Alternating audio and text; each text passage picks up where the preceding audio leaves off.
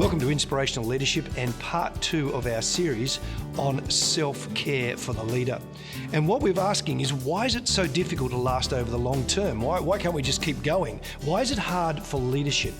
Let me quote Simon Walker to you, who's written a book about leadership from a Christian perspective and says, for the Christian leader, there are 3 key issues that are difficult. The first is idealism. If you're a leader, you have an idea of what you want your ministry to be like, and it's an ideal about what it could be like. And most of the time you're dealing with the tension about what you know it could be, but what you know it is at the moment. And that causes enormous tension.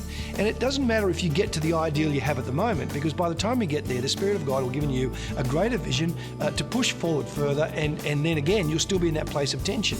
You will always deal with idealism. There's also a thing called idealization. Now, without making this as short as I possibly can, basically idealization means that the people that you lead have an ideal about what you're like. And they kind of project that onto you. Most leaders know what they want their followers to be, and so they start to live that out. So if you think about it, there's this sort of a cycle happening where people turn up and want you to be a certain sort of person. You know that, and you start acting that out. And that cycle is okay until what happens when it's hard for you?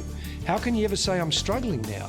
Idealization is hard, and also unmet emotional needs. I mean, all of us have needs. Nobody's perfect. It's just what it is to be a leader. But unmet emotional needs can actually be driving you forward. You think you're doing a great job, but all you're trying to do is meet your needs, and all it's doing is bringing you undone. In general, leadership takes energy. It's the energy of moving forward. It's the energy of putting up a positive face when you don't feel like it. It's the energy of dealing with tension. It's the energy of the conflict that rises up in the whole place of leadership. You need to care for yourself, because idealism, idealization, unmet emotional needs, and all of the energy to be the leader that God causes you to be is actually taxing. Here's the action point for today.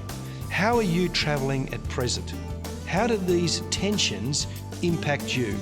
What may you need to change so that you can last for the long haul?